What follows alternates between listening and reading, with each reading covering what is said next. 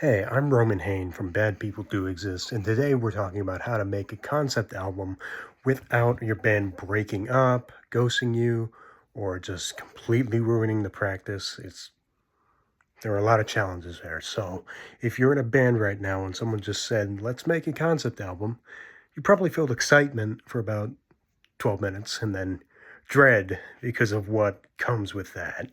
There are a lot of issues that don't come naturally at first, and you'll find them as you go. That's something that's very important to look at, looking at where things can go wrong.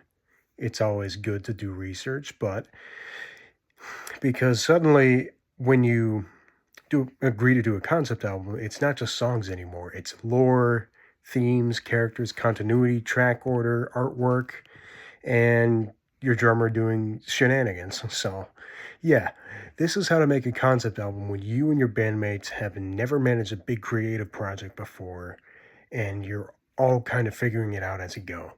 So, step one is brutally simple, and almost no one does it. Create an elevator pitch.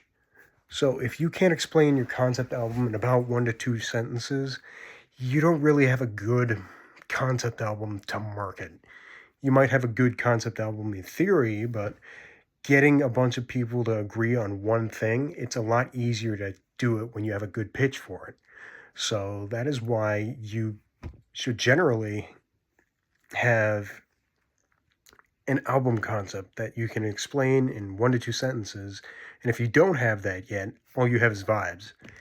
Vibes are great for incense, but not project management. So, for example, the concept album we've been working on for a while now can be summed up with the elevator pitch. What if a Christian rock album got hijacked by demons? So, write one sentence that states the story or theme clearly and make the whole band come to terms with that idea before anyone gets to writing anything. So, step two, pick a concept lead. This will go for any band that has ambitions, but especially for concept albums. It is very important to find someone who can create a clear vision or outline that the rest can follow through. That person will track the story, generally write the lyrics, the continuity, and make sure song ideas actually fit the concept instead of derailing it into something that won't carry a good message or vision for what the band is working on. It is always important to make sure that the concept lead doesn't completely disregard the creative inputs of other people.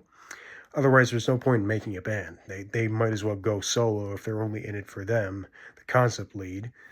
And your band won't like that. Your band will not like it if you're doing me, me, me all the time and you never consider what they want. So this is not about ego. It's not about ending up with 11 songs that all completely fail to connect coherently. So step three, outline the album like it's a movie. You don't need to be Tolkien, even though I'm pretty sure he's never made a movie before, but you know, you just need a good structure like beginning, middle, escalation, climax, resolution. Literally write track one is going to be the setup, track two is going to be the conflict grows, track five is where everything falls apart, and then track nine, final confrontation, or some other story structure that best fits the story you are trying to tell. It doesn't have to be exact, it just has to be a good outline. Now, when someone brings a riff, you know where it belongs, or even if it belongs at all. It is also very important to write it down, the structure. Have a design document or any way that you can easily communicate to people. Look back at this, and this is what we're doing. Because having a design document that outlines the point of each song and have it available for people to refer to, it's a good way to keep your band lineup on the same page, especially if it's unstable. Bands don't always last. People tend to come and go, and this will save you tons of time by allowing your new members to catch up very quickly. Step four, do not discard ideas, shelve them. When bands lack experience with big projects, they kill momentum by ignoring ideas because it doesn't fit the story structure. A good riff is still a good riff, and if your band doesn't constantly feel like working on the album, take a break and maybe write a single or start drumming up ideas for the next album. Say, it doesn't fit here, but let's it might work here if we do this idea next. So always keep good ideas. Don't shelve them just because it won't fit the album.